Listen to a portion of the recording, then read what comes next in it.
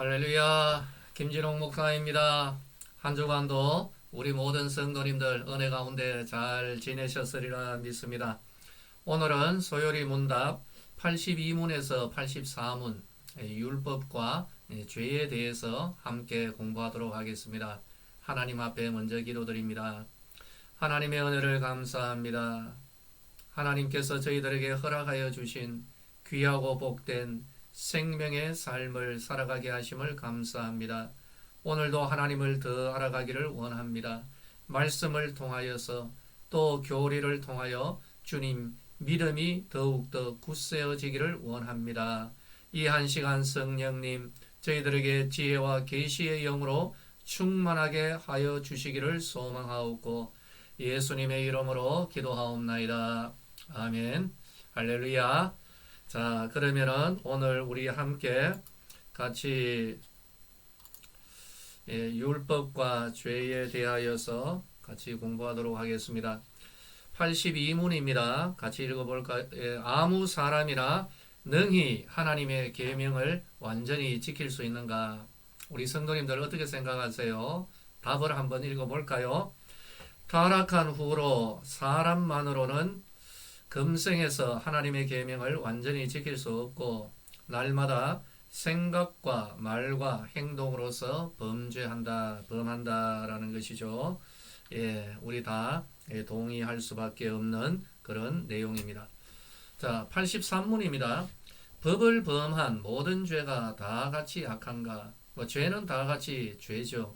근데 그 죄 가운데서도 좀 악한 죄가 있습니다. 답을 읽어볼까요?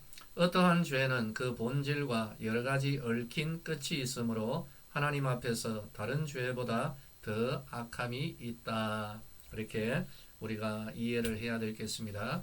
자, 그러면 제 84문입니다. 범한 죄마다 마땅히 받을 보응이 무엇인가? 이게 문제죠. 죄의 삭시 있다는 것입니다. 답을 읽어볼까요? 범한 죄마다 받을 보응은 이 세상과 오는 세상에서 하나님의 진노와 저주이다. 피할 수가 없다라는 거죠. 묘하게 이 땅에서는 피한다 할지라도 하나님의 준엄하신 심판이 기다리고 있는 것입니다.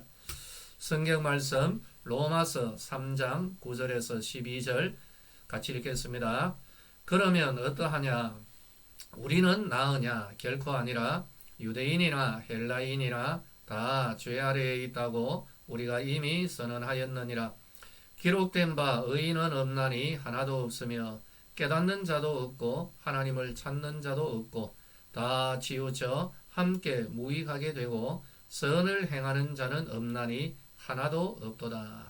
마지막 부분이 참 우리가 볼 때 참 우리의 현실을 보게 만듭니다. 선을 행하는 자는 없나니 어떻다고요? 하나도 없다. 이게 오늘 우리들의 현실인 것입니다. 우리 성도님들에게 한번 질문을 던져볼까요? 여러분, 하나님의 계명, 하나님의 말씀을 온전히 다 지킬 수 있을까? 우리가 하나님 앞에 온전할 수 있을까? 하나님 앞에 참 온전하게 되었으면 참 좋겠습니다. 그런데 그 이전에 한번 생각할 것은 하나님의 계명을 온전하게 지킨다. 그럼 이것은 무엇을 의미할까요? 우리들의 의식, 무의식, 생각, 사상, 의향, 말, 행동 이 모든 것에 있어서 어떤 것도 하나님의 말씀에서 벗어나지 않고 그리고 언제나 지킨다라는 그런 의미죠. 과연 그러한 분들이 계실까요? 여러분 한번 어떻게 생각하십니까? 저도 한 20살 때 하나님 앞에서 내 생각과 사상조차도 하나님 앞에 거룩하게 지내려고 무던히도 애썼던 적이 있습니다. 그래서 기도원에 가서 금식도 하고 그렇게 상당히 애를 썼던 적이 있는데요. 결론은 안 되더라고요. 사람의 연약과 이 한계가 드러납니다. 그래서 우리들의 부족과 우리들의 이 연약 여기에 예수 그리스도의 은혜가 임하셔야 되는 것입니다. 그렇다면 이 역사 가운데서 과연 온전하게 지냈던 그런 사람이 있었을까? 여러분 어떻게 생각하십니까? 있었죠. 아담, 아담과 하와였습니다. 타락하기 이전에는 그 당시에 무슨 계명이 있었겠습니까? 뭐 여러 가지 신의 산에서 받은 그런 계명은 당시에 없었죠. 다만 하나님께서 주신 말씀을 지킬 수가 있었습니다. 그럼에도 불구하고 아담과 하와가 타락을 하죠. 타락 이후에 아담의 후손, 오늘 이 땅 위에 있는 모든 종족이, 모든 인종, 모든 사람들이 아담의 후손이죠. 어떠한 사람도 하나님의 계명을 온전히 지킬 수 있는 그런 사람은 없는 것입니다. 성경에 참 위대한 인물들이 있죠. 아브라함, 모세, 다윗, 바울, 베드로, 이러한 분들도 여러분 하나님 앞에 거룩하게 살려고 무던히도 애는 썼지만 다들 하나님 앞에 죄인이었습니다. 말씀드린 대로 이들에게 그 연약과 부족과 그 죄, 그 가운데 하나님의 은혜가 임하였던 것을 볼 수가 있습니다. 우리 성도들은 이 땅 가운데서 거룩, 성화의 삶을 살아가지만 온전히 여러분 거룩하게 온전하지는 못합니다. 바로 그러한 것은 우리가 부활, 예수 그리스도의 그 부활을 본받아 그리고 저 천국에서 온전한 그런 은혜를 입게 될 것입니다. 죄는 우리 사람들에게 상당한 영향을 끼칩니다. 그 이전에 한마디 말씀드리면은 예수 그리스도께서는 하나님의 계명을 온전히 다 준행하셨습니다. 그런데 우리와 같은 레벨에서 볼 수 있는 것은 아니죠. 예수님은 온전한 사람이자 하나님의 아들로 이 땅에 오신 하나님이시기 때문입니다. 그래서 여기에서는 예외로 잡아야 되겠죠. 자, 우리 이 죄는 우리 사람들에게 여러 가지 영향을 참 많이 끼칩니다. 수없이 많지만 저는 우리 성도님들께 이런 말씀을 드리고 싶어요. 죄는 하나님과 자꾸 멀어지게 만듭니다. 우리 사람들 사이도 마찬가지 아닙니까? 나하고 어떤 사람 간에 좀 무엇인가 껄끄러운 것이 있으면 자꾸 멀어집니다. 그렇죠? 저도 마찬가지더라고요.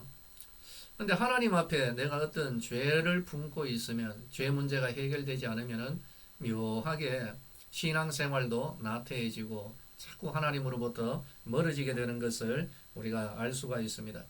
아담과 하와도 그러하였고 가인도 그렇죠. 죄를 짓고 난 뒤에 하나님의 낯을 피하여 숨어 있었던 것을 봅니다. 그리고 이 죄라는 것은 우리가 은혜 가운데 해결하지 못하면은 또 다른 죄를 지을 수밖에 없습니다. 죄는 죄를 자꾸 낳는 거죠. 예를 들까요? 거짓말을 했습니다. 그런데 이 거짓말을 회개하지 않고 계속해서 숨기려고 든다면은 이 거짓말을 자꾸 숨기려고 들 때에 또 다른 거짓말을 할 수밖에 없죠. 그렇겠죠. 야, 그 거짓말이지. 아니야, 나 진짜 말하는 거야. 그래서 자꾸 거짓말은 또 다른 거짓말, 죄는 또 다른 죄를 낳을 수밖에 없는 것입니다.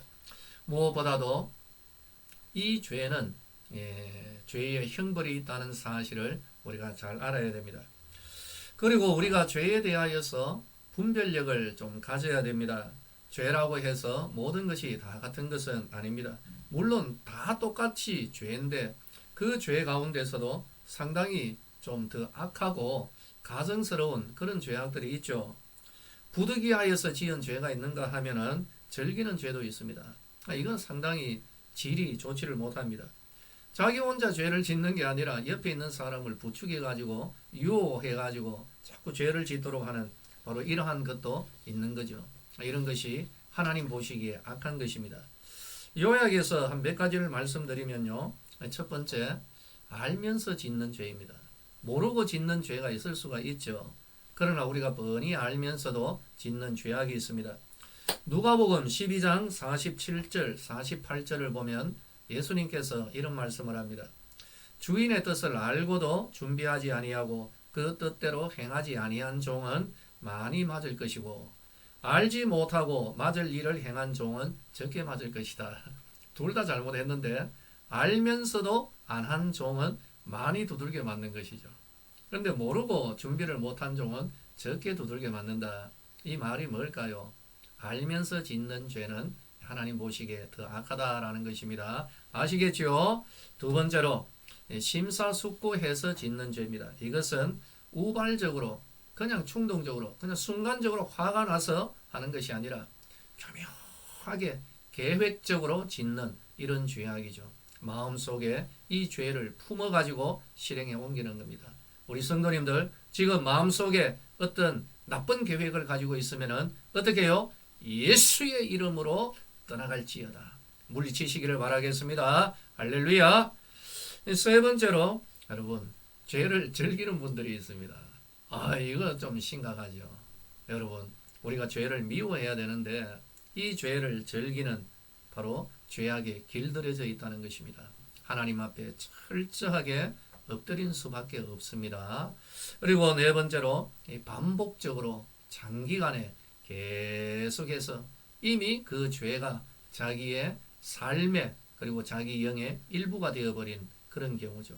여러분 피 흘리기까지 싸우셔야 되는 것입니다.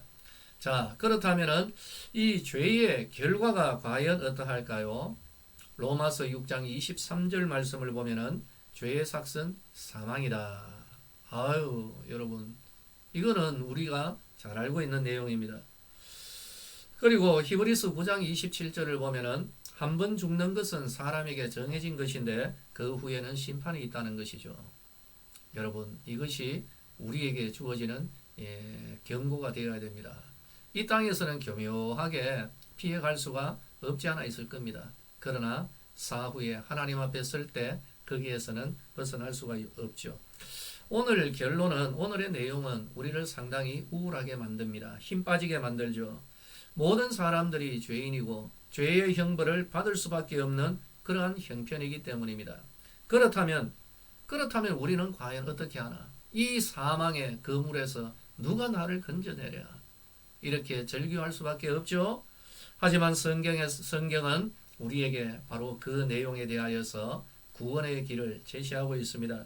하나님의 진노를 피할 수 없는 우리들에게 하나님은 생명의 길을 열어주신 것입니다. 할렐루야. 그 길은 우리가 다음 주 생명의 길 회개 바로 그 내용에서 우리가 살펴보도록 하겠습니다. 자, 그러면 오늘 우리들이 함께 배웠던 내용 우리가 성경 퀴즈 시간입니다. 같이 볼까요? 자, 아래의 인물 중에 죄를 짓지 않은 의인은 누구인가? 여러분 이 세상에서 죄 안 지은 의인은 누구인가? 1번 바울, 2번 모세, 3번 베드로, 4번 마리아, 5번 없음. 오늘 이 문제 여러분 어떻습니까? 상당히 어렵습니까? 쉽습니까? 저는 그 1번에다가 김진홍 목사도 한번 넣으려고 했는데 그거는 빼버렸습니다. 여러분 오늘 배운 내용 그리고 잘 간직하시고 우리가 다음 주 생명의 길 회개 이것을 사모하며 우리 다음 주에 만나도록 하겠습니다. 할렐루야. 은혜 가운데 지내시기를 바라겠습니다.